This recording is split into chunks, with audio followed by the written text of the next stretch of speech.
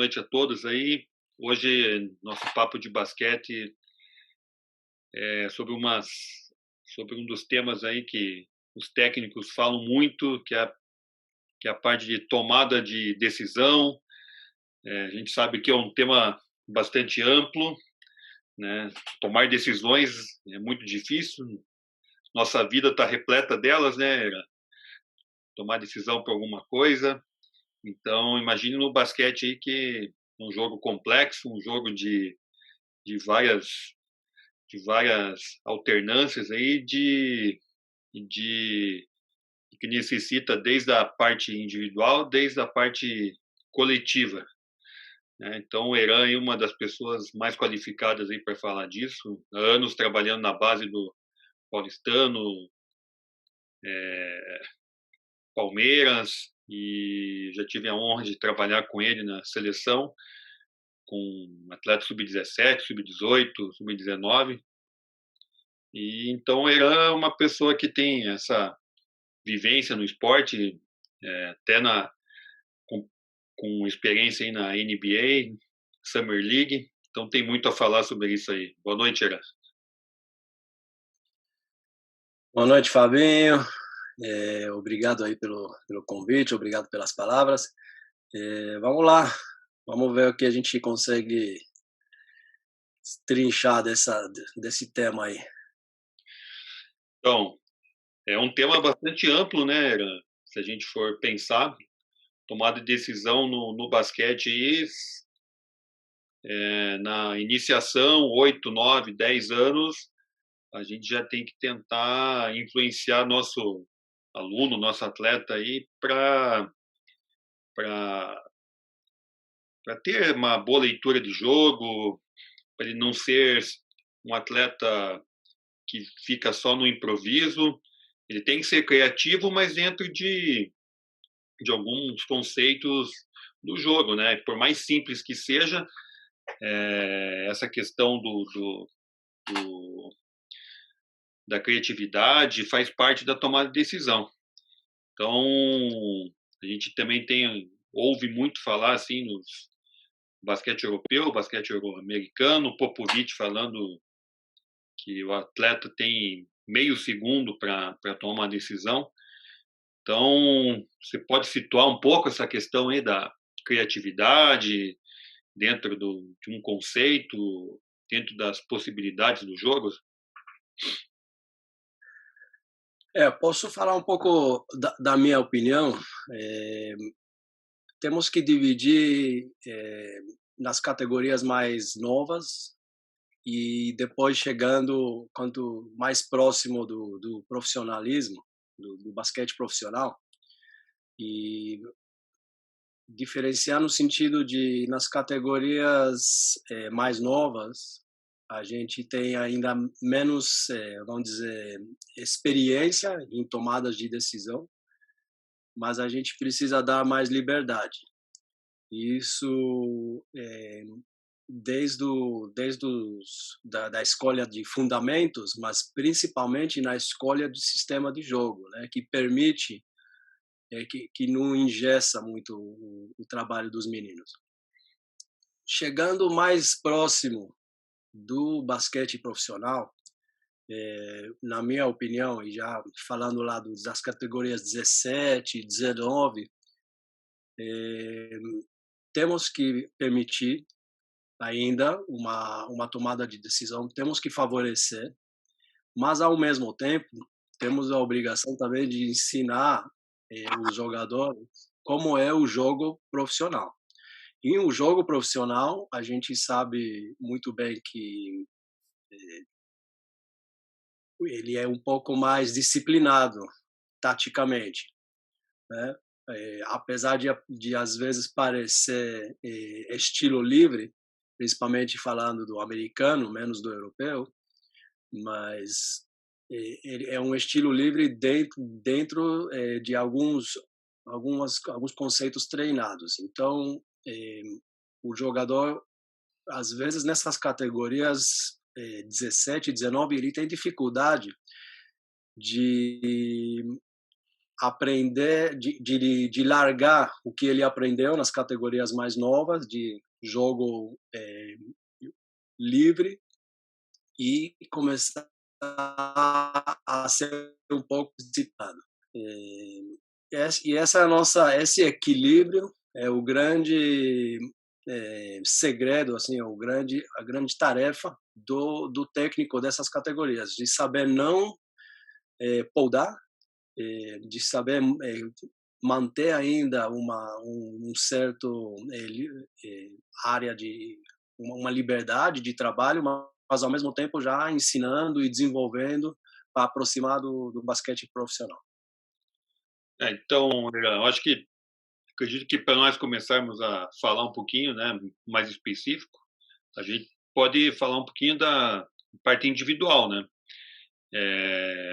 A gente vê nossos atletas assim serem bombardeados assim com vídeos no YouTube de jogadores tendo uma capacidade técnica para executar um drible, para executar mudança de direção e trabalhando em cima dos cones, bolinha de tênis.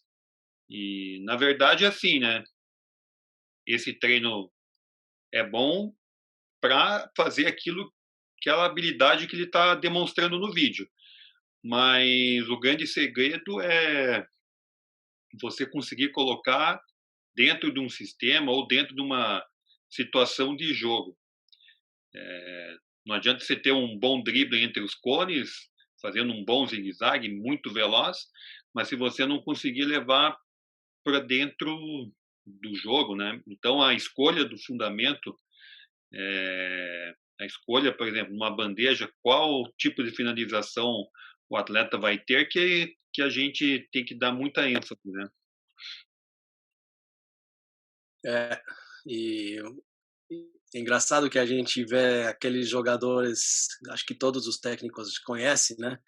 Que vão muito bem naquele treino de habilidade, sem defesa, ou até no 1 contra 1, mas quando você começa a adicionar uma ajuda, né, uma rotação, dá muitas cabeçadas.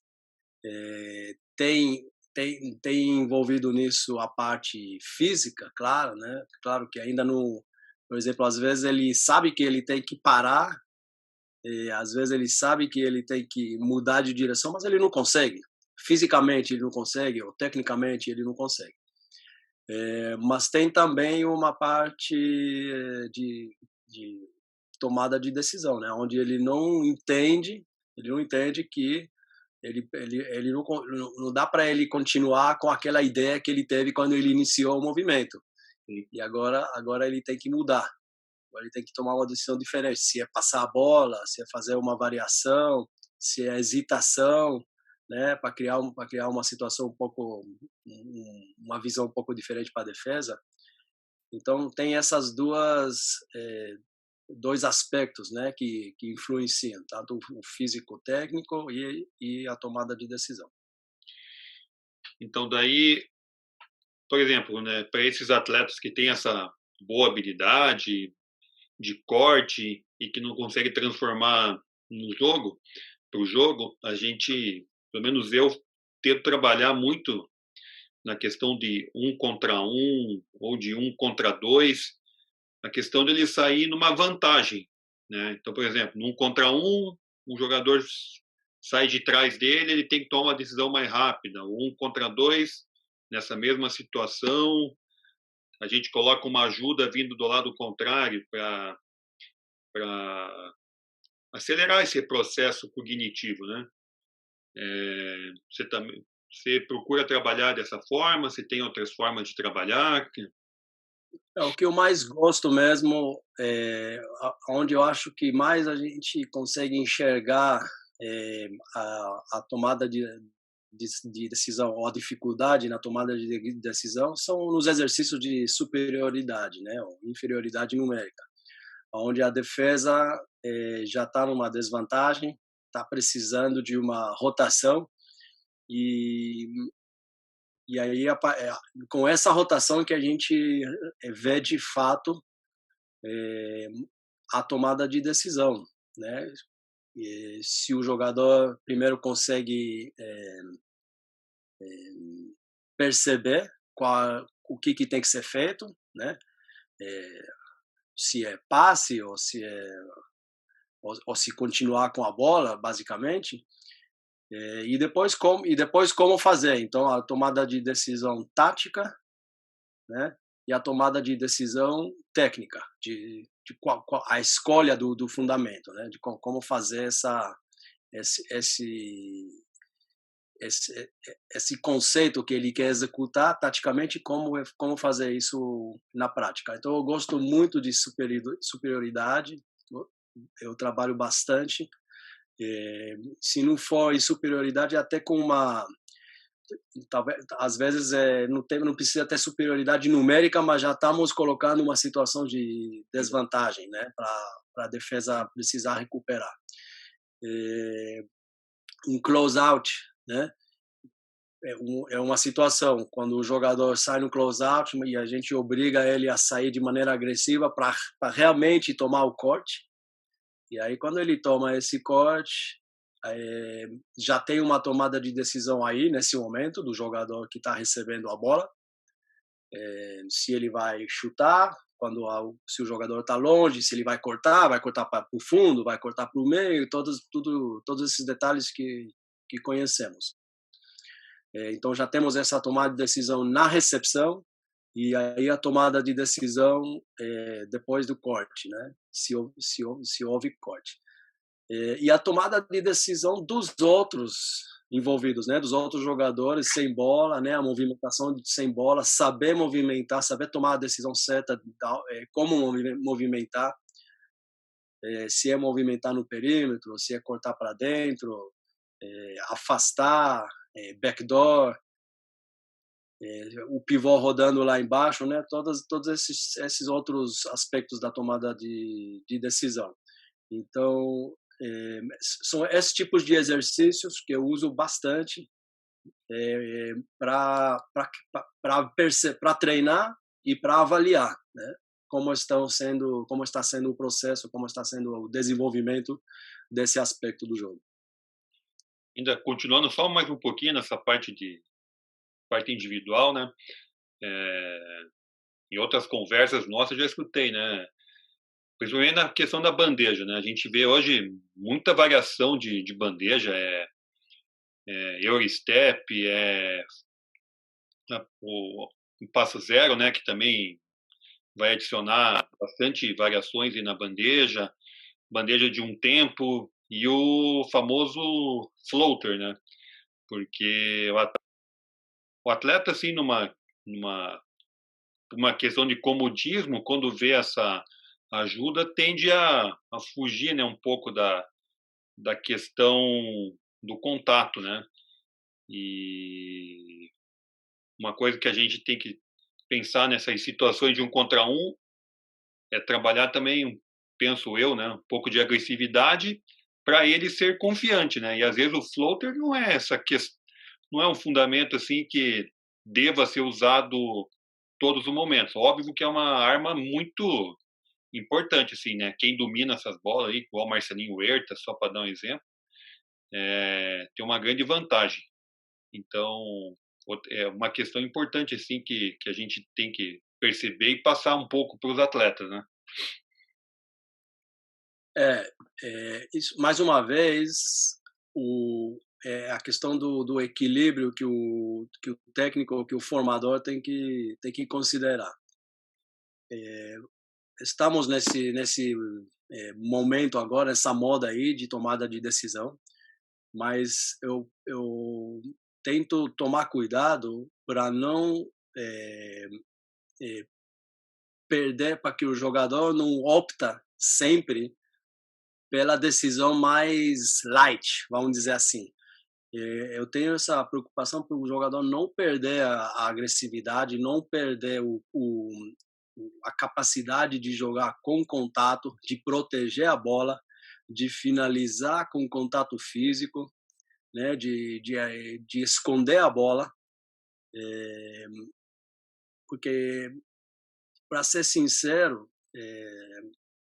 em quase 90% dos cortes cabe um floater. Porque qual é a nossa orientação em relação ao floater? Se o pivô está lá dentro, né, ou DPJ ou floater. Mas eu quero que eles, em alguns momentos, quando eu percebo que tá ficando muito nisso e tá perdendo esse aspecto do contato físico do jogo, aí eu procuro forçar até um pouquinho para não ficar muito acomodado com essa questão. Eu acho que o jogador tem que uma das estratégias que ele pode usar, e eu ensino isso bastante, se o pivô está lá dentro, mas você não sabe, não é o floater que você quer nesse momento, a hesitação é um fundamento que você pode usar para atrair o pivô para fora. Sim. E aí depois cortar ele e finalizar com um pouco mais de força, né? Um pouco mais de agressividade. Então, resumindo, o que eu quero dizer é eu procuro equilibrar a questão da tomada de decisão, mas com agressividade, né? Para não perder esse aspecto do jogo que eu acho que na formação é muito importante, porque isso, se você não ensina o menino nas idades mais novas, é difícil depois ele gostar do contato, né? Se ele não acostumou com isso, não aprendeu a se proteger, sabe? Se ele não, se ele toda vez que ele entra e ele toma porrada, ele se machuca, sabe? Ele leva cotovelada, cai no chão, ele não vai gostar de jogar basquete. É. Então ele tem que aprender a se proteger, tem que aprender a cair, ele tem que aprender a esconder a bola, para a bola não ser tirada da mão dele. E é difícil equilibrar essa questão. É. A gente quer jogadores que gostam do enfrentamento, né? Isso daí é um grande diferencial lá na frente, né? Mas daí a gente já vai para a questão dessa questão de liberdade e de disciplina, né? Tática, né? E a gente ouve muito jogo livre, vamos fazer jogar nosso atleta ter um jogo livre, chega no ataque, 5 aberto, jogo livre. Quando na verdade esse livre não tem um significado tão ao pé da letra, né, desse jogo livre, né? É aquilo que eu tinha comentado um pouquinho ali, né, de questão do improviso, né? Tem que ser um improviso controlado, né? Então, pensar em alternativas, né, desse jogo livre, né? Não deixar um atleta ter uma decisão e os outros 4 não reagirem conforme ao movimento do jogador com bola, né? Por exemplo, né? Sim. E nesse quesito, eu acho que a nossa obrigação como técnicos é criar condições para que o jogo, para que tenham oportunidades para tomar decisões. Eu consigo pensar em dois sistemas, né, ou duas estratégias para criar isso. O primeiro que eu uso bastante é jogadas curtas, né? Jogadas onde a gente entra no momento agudo em questão de segundos. Então, até aquele momento agudo, eu quero que eles mantenham uma certa disciplina e dão continuidade à jogada. Mas a partir daquele momento onde a gente espera criar um desequilíbrio, a partir desse momento, aí realmente entramos no jogo livre. Então, essa mistura que eu gosto de fazer, né? Jogadas curtas, momento agudo que chega em velocidade dentro de 8 a 12 segundos, e aí sobraram mais ou menos 10, 12 segundos para você jogar estilo livre. E ali, então, assim a gente consegue. E o que eu consigo criar com isso? um desequilíbrio mais direcionado. Então, a gente sabe que a gente está levando uma vantagem no poste baixo, então a gente garante um certo desequilíbrio se a gente direcionar a jogada para lá. E depois, a partir disso, aí sim a gente fica na mão dos jogadores, vamos dizer assim. Outra estratégia é jogadas com opções de saída, né? Os option plays, que falam em inglês. Que o jogador pode escolher se ele sai para o poste baixo, sai para cima, se ele entra no shuffle, sai para o chute. E aí isso permite uma liberdade um pouco estruturada, mas aonde ele tem que tomar decisão, ele tem que ler a defesa,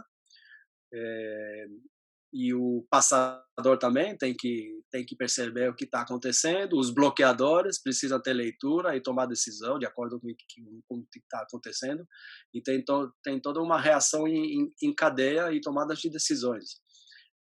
Então, essas duas estratégias, jogadas curtas, com um momento agudo rápido, e option plays, eu gosto de usar bastante, que eu acho que eu consigo ainda desenvolver e permitir bastante liberdade e tomada de decisão, mas ao mesmo tempo tem um direcionamento mais inteligente do jogo, vamos dizer assim. Sim. E aí a gente vê algumas situações, tem, por exemplo, assim, do modo geral, quem joga no Dribble Drive Motion, né, o DDM, está jogando num sistema aberto que necessita de maiores tomadas de decisões. Mas se a gente pensar, né, a Argentina, que a gente tanto viu jogar nas categorias de base, utilizando a Flex, que é um sistema um pouco mais amarrado, um pouco mais fechado. Mas não deixa também, né, por ter uma série de bloqueios, a leitura de jogo, as decisões ali que os jogadores tomam dentro de uma flex, por exemplo, são tão ou mais importantes do que, por exemplo, num DDM, né? Eu falo por experiência, né, de jogar contra equipes argentinas, mesmo que sejam equipes não tão conhecidas, mas a gente pensa que vou fazer tal defesa nesse bloqueio, e você vê o tão desenvolvido que eles são na questão de leitura, por exemplo, trocou, o que eu vou fazer, seguiu, o que eu vou fazer, e essas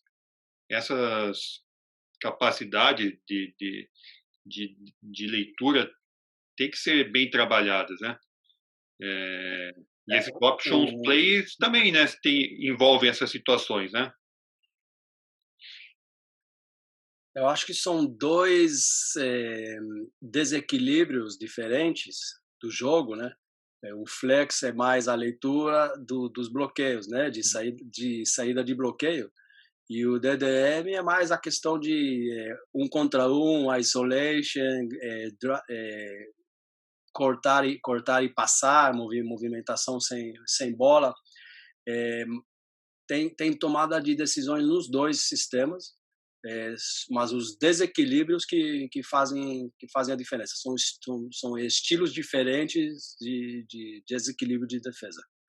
Aí, eu acredito que eu procuro dar todas esses tipos de situações de tomada de decisão para os meus times na base, né? Porque eu acho que ele tem que saber desequilibrar a partir do 1 contra 1, ele tem que saber movimentar sem bola no perímetro, ele tem que saber fazer bloqueio, mesmo pequeno, né? Tem que saber fazer um back pick, ou o que seja. E ele tem que saber jogar a partir do poste baixo e desequilibrar a partir do poste baixo, a partir do pick and roll, nem precisa falar, né? Então, eles têm que experimentar em cada uma dessas situações de desequilíbrio, e aí o sistema de jogo, aí que eu me referi no comentário anterior, né? O sistema de jogo que a gente escolhe é, é que vai direcionar para uma ou outra situação. E eu gosto de ter dentro do nosso sistema uma opção para cada um desses equilíbrios. Então, se pegar o nosso playbook, ele tem um jogo assim de transição meio livre, onde o jogador pode tem um início com virada de bola, mas depois da virada, os jogadores podem é, optar por várias saídas. E tem as jogadas um pouco mais aquelas jogadas curtas, né? Mas que favorecem algum tipo de desequilíbrio. Então, direcionamos para uma jogada de pick and roll lateral, direcionamos para uma jogada de pick and roll com 4, que seria um pick and pop, direcionamos para o poste baixo, direcionamos para uma jogada de flop, né, a saída dupla, para eles experimentarem todos os tipos, né, todos os sistemas, e depois, aonde ele for, não tem muito segredo, né, e se ele vai jogar no Fenerbahçe, ou no Toronto Raptors, ou no Paulistano, ele fatalmente vai ter que desequilibrar o jogo com algumas dessas maneiras. E aí ele já experimentou e sabe o que é esperado dele. Então, eu não estou me recordando onde eu vi, né? Mas assim, a gente tem que dar condições do atleta desequilibrar dentro de 1 contra 1, por exemplo. É uma tendência bem forte, principalmente no basquete americano, né?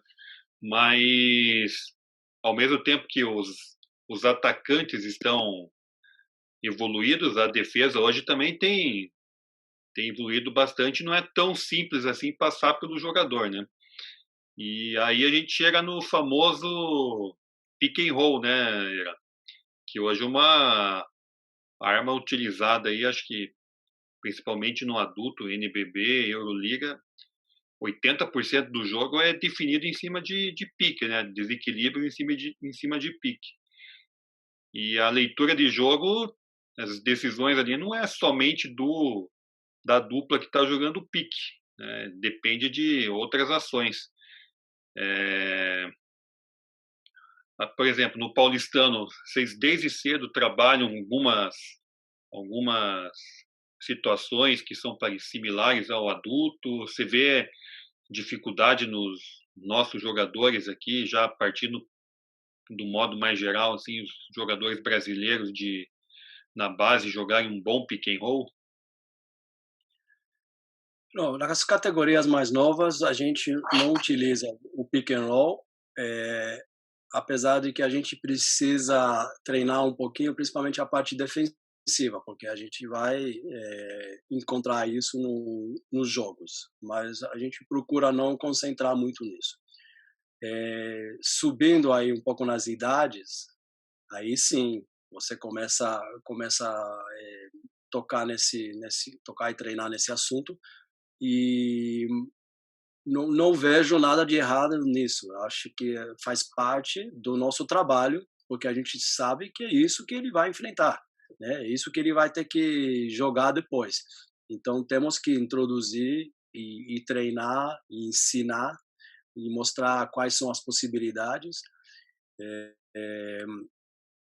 De novo, mais uma vez eu procuro colocar em todas as situações possíveis de pick and roll. Então, nas possibilidades de jogadas, nós já falando do sub-17, né? Um dos times que eu treino. Ele vai experimentar jogar pick and roll lateral com um homem no fundo, ou sem homem no fundo, né? Com 3 homens do lado oposto e o fundo vazio. Ele tem que saber jogar o pick and roll central, com 4 abertos, ou com um segundo pivô rodando baixo-baixo. Ele tem que saber jogar o pick and pop, né? Ele tem que saber jogar o pick and roll de baixo para cima, ele tem que saber jogar o pique e repique.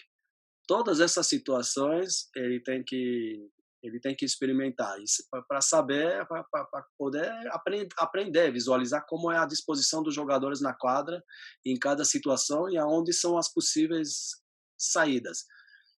E aí é, ele tem que desenvolver, a gente tem que ensinar os dobramentos a partir disso. Então ele tem que saber dar o passe no apoio, ele tem que saber enfiar a bola picada aí no pivô, ele tem que saber dar o drible para trás e depois atacar, ele tem que saber negar o bloqueio. O que é um pouco difícil, é, que diferencia um pouquinho nessas idades, são aqueles passes mais longos. Se ele está indo para a direita, ele tem que dar o passe. A única opção de passe dele é lá na zona morta, nas costas, do lado esquerdo, a la Doncic, né? É difícil, né? É difícil para dar. Nessa idade é muito difícil dar esse passe. É difícil no adulto. Então imagina nessa idade. Então a gente tem que relevar um pouquinho, mas eu acredito que durante o ano ele precisa experimentar todas as situações, ele precisa conhecer todas as situações, ele precisa ser um conhecedor do jogo. Para jogar basquete, você vai encontrar essas situações de pick and roll. E a nossa obrigação é introduzir isso. Não vejo problema nem vergonha nisso. E aí também, né, tomar decisão, a gente pode pensar ela na defesa, né? A leitura também é desenvolvida a partir dali, né?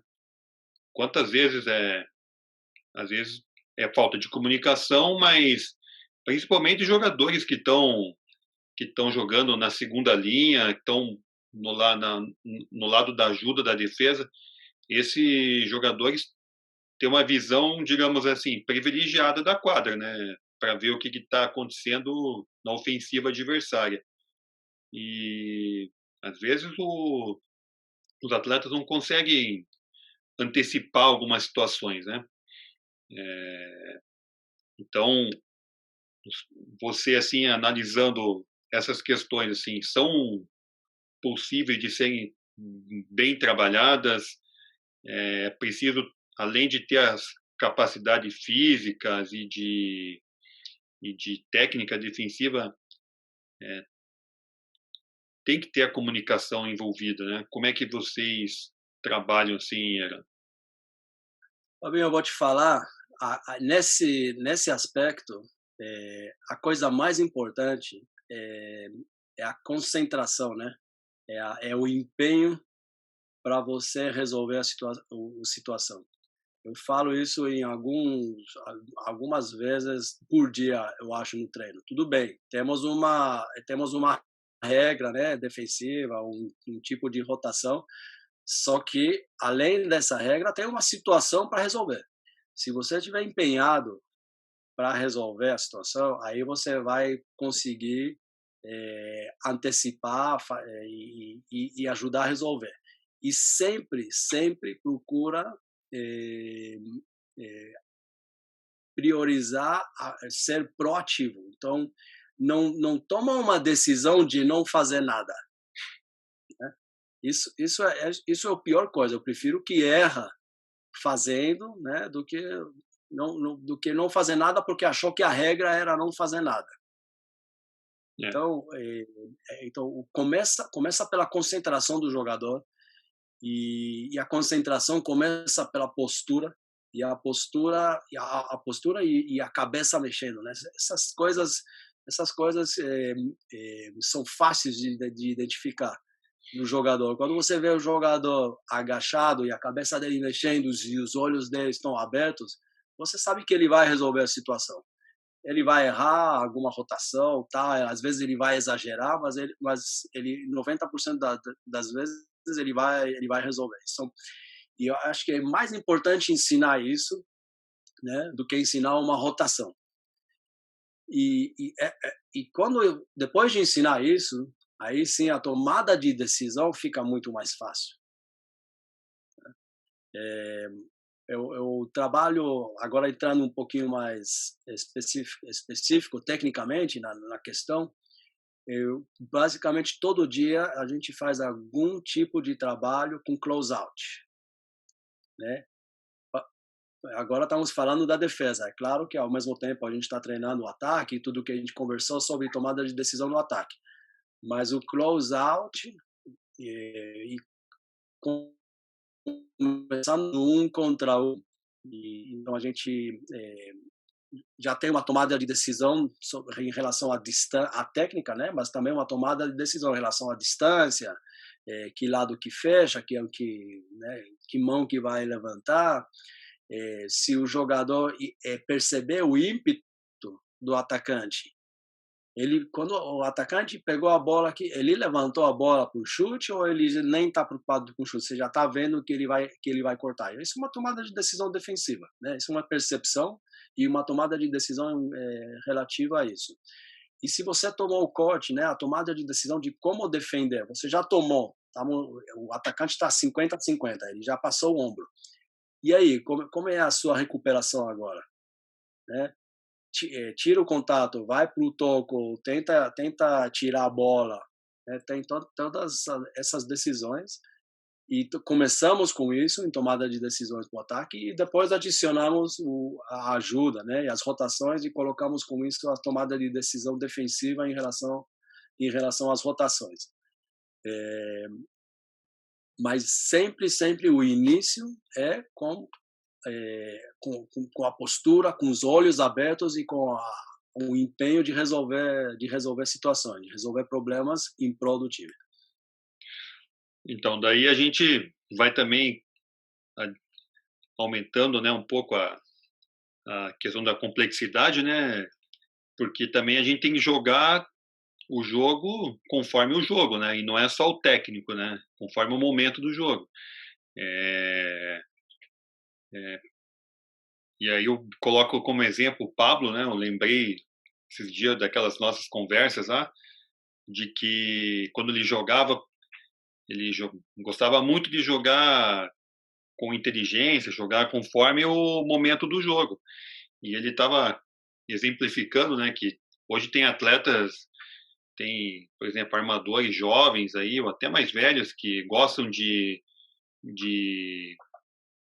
que o adversário cometa uma falta em cima dele, mas até isso tem um momento, né? Por exemplo, você está com 3, 4 faltas coletivas, se você sofrer uma falta, você vai para o lance livre, né? Eu lembro até hoje dele comentando. Né? Você cavando uma falta para ir para o lance livre. E às vezes os atletas querem usar esse recurso um pouco antes, né? Numa terceira falta coletiva, e aí quando precisa, não consegue, ou o juiz já não cai na mesma ação dele. Então, jogar conforme o jogo, né? Não é só saber jogar na frente, saber jogar atrás, faltando 1/4, faltando 5 minutos, né? Isso daí é uma coisa que precisa ser trabalhada, né? Isso é muito difícil quando você está ensinando o jogo ainda. Isso é muito difícil fazer com que o jogador perceba as diferenças no momento do jogo. E aí a gente pode fazer um link porque a gente falou anteriormente sobre o floater, né, Fábio? Sim. Esse é o momento que se o outro time está estourado e o árbitro acabou de apitar uma falta contra a gente do outro lado, não é o momento de fazer um floater, mesmo se o pivô está lá dentro, né? Esse é o momento de você ser um pouco mais agressivo, de tentar chegar no lance livre, de ter um jogo um pouco mais agressivo, um pouco mais e romper, né, em direção à cesta. Sem dúvida, o momento do jogo, situações de jogo influenciam bastante sobre tomada de decisão. Inclusive, e aí estamos falando já de um um aspecto mais científico, psicológico, né, de como situação de pressão de final de jogo influencia sobre tomada de decisão. Mas eu acho que isso é um outro assunto, né, Fábio? Isso não é muito. É isso aí, a gente pode conversar horas sobre isso, mas temos que ter a consciência que isso acontece, Sim, né? E que a tomada de decisão em momentos de pressão é afetada. E a gente pode, assim, de maneira, por lado bonito, de falar, não, tem que deixar o jogo inteiro do jogador tomar a decisão, até no final do jogo, ele tem que ter leitura e tal, mas nos momentos que temos que fechar o jogo, nesses momentos, sabendo que a tomada de decisão é prejudicado pela pressão, às vezes a cabeça do moleque não está nem na quadra, né? Ele está pensando em milhões de outras coisas. Aí tem que ter um direcionamento um pouco mais cauteloso, né? E começa pelo treino, essa situação bem treinada e bem fixada na cabeça, reduzindo, né, as chances de tomada de decisão errada. E o resto, a gente nunca vai conseguir controlar tudo, né? Mas o resto depende deles. Eu acho que é importante, Fábio, isso diferenciar um pouquinho o jogo do treino, né? No treino, a gente procura dar mais liberdade. No jogo, precisamos dar liberdade, mas precisamos também, até em relação à correção, né, de como corrigir o jogador durante o jogo. Às vezes ele tomou a decisão errada e você não principalmente se ele fez a cesta, né, você, não adianta você corrigir naquele momento. Isso pode ser feito depois, com sessões de vídeo e tudo, mas a confiança é muito importante para o futuro, para a futura tomada de decisão. Então, se ele errou no lance anterior, mas se eu dou a bronca nele agora, tiro ele, põe no banco, tá? Só porque ele tomou a decisão errada, vai prejudicar a confiança dele e aí a chance dele tomar uma decisão certa na próxima cai bastante. Então, eu procuro, na hora do jogo, eu procuro corrigir menos em relação a essas coisas, principalmente se ele tomou a decisão errada, mas o resultado final foi certo, né? Nessa hora a confiança para mim, né? Nessa hora a confiança do jogador é mais importante do que o ensinamento. sim. No treino, sim, no treino eu opto por corrigir conforme a necessidade. Sim, né? E voltando só um pouquinho à questão de final de jogo, né, Eran? Porque final de jogo a gente pensa muito no jogo equilibrado e, assim, durante um campeonato nem sempre, né, os jogos são dessa forma, né? Chegar nos últimos 2 minutos com o jogo 2 pontos, 3 pontos atrás. E a gente sabe que é a competição que é o melhor formador de equipe, o melhor formador de jogadores, mas a gente tem que buscar, né, às vezes dentro dos treinos com placar eletrônico, simular situações para chegar próximo desses finais assim complicados com a corda no pescoço, né? Você procura fazer isso e tem alguma outra estratégia para deixar ainda mais competitivo assim os treinos? Não, em relação aos treinos, é claro que a gente treina situações de final de jogo, é, mais na segunda parte da temporada, né, no segundo semestre, é, mas mesmo antes, algumas vezes a gente fazemos geralmente no final do treino, mas às vezes até durante o coletivo, Se eu percebo uma situação que vale a pena parar um pouquinho e treinar alguma coisa específica, uma saída específica, uma pressão específica, fazemos bastante durante os treinos. Agora, só complementando um pouquinho em relação a essa situação de final de jogo, tem a ver com o que eu falei anteriormente sobre ter dois sistemas de jogo, um sistema livre, e isso a gente usa em 90% do jogo, e algumas jogadas com mais direcionadas, e essas a gente usa nos momentos críticos do jogo, onde a gente percebe, pô, se a gente não faz cesta agora, de 10 vai para 12, 13 e o jogo pode ir embora, né? Ou no final do jogo, onde precisamos de mais um pouco mais controle, e não depender tanto do psique, né, do jogador, e ajudar ele, né? Ajudar ele, dar confiança, fazer alguma coisa que ele já treinou, e não depender tanto do fato de a cabeça dele pode estar em um lugar totalmente diferente. E quando você tem essa situação estruturada, você ajuda ele a voltar para o foco. Sim. Quando você fala de alguma coisa que ele conhece, isso ajuda ele a voltar para o foco. Nem sempre precisa pedir tempo para isso, né? Às vezes pode ser uma orientação que você passa os jogadores que estão na quadra, mas é alguma coisa, é um gatilho que eles já conhecem. Isso ajuda eles a voltar à concentração e, com isso, situação mais familiarizado e favorece tomada de decisões.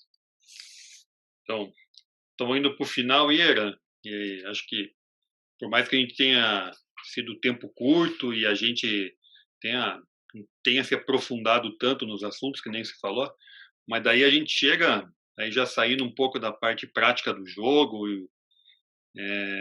tem a questão também das decisões pessoais, né, dos atletas. Vou treinar no final de semana sozinho, ou vou descansar, ou vou para festa. Isso aí em qualquer idade, né? Isso daí também, apesar de, que eu falei, ser mais geral, uma coisa um pouco mais extra-quadro, mas isso aí lá na frente vai ter um preço, né? Vai custar alguma coisa para o atleta. E mais uma vez, é a nossa responsabilidade de formar, né? De ensinar, de favorecer uma tomada de decisão. Tem muitos atrativos hoje, né, para os jovens, e é difícil para eles recusar e tomar a decisão certa, mas um aspecto específico que eu gosto de alertar eles bastante é tomada de decisões nas redes sociais, né?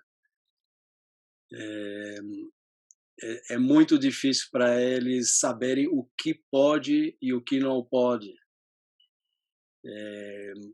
O que um atleta pode expor nas redes sociais. A gente fazemos essa conversa com eles no início da temporada, né, na chegada para o Paulistano, e precisamos lembrar eles praticamente toda hora. Toda sexta-feira eu lanço, ou sábado, né, no final do treino, eu lanço um comentário aí para lembrar eles, porque geralmente são nesses momentos que acontecem os deslizes, né? Sim. As redes sociais não perdoam. E o que eu tento ajudar eles para eles sempre lembrarem que eles estão vestindo a camisa de uma instituição. Então, quando ele se tornou um jogador no nosso caso do paulistano, ele parou de ser, ele virou um pouco de uma figura pública. E claro que com 15, 16 anos, eles não conseguem perceber isso muito.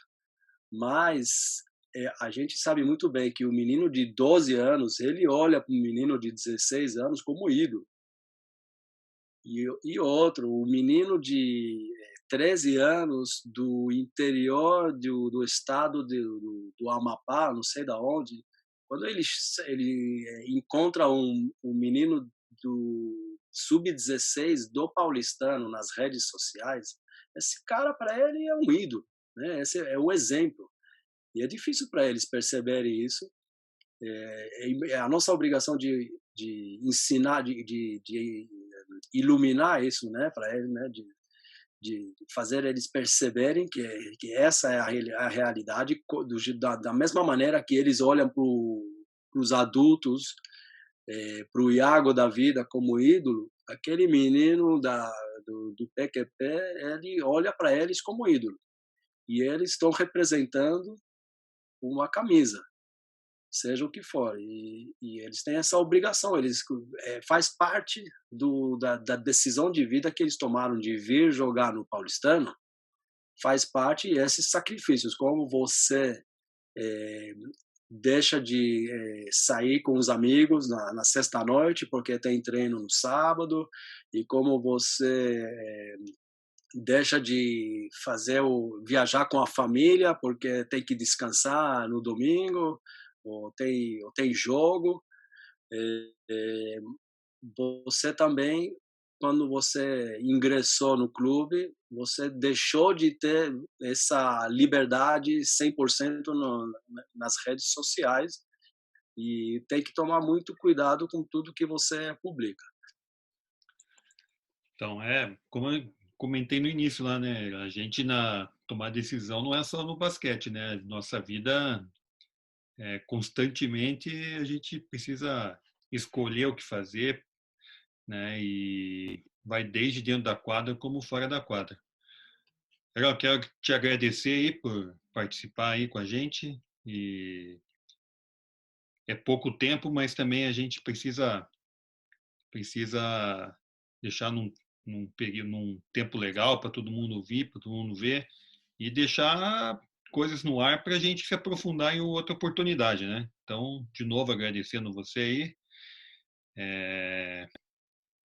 Espero que a gente se Obrigado encontre. você, Fabinho. Então, Obrigado pelo convite.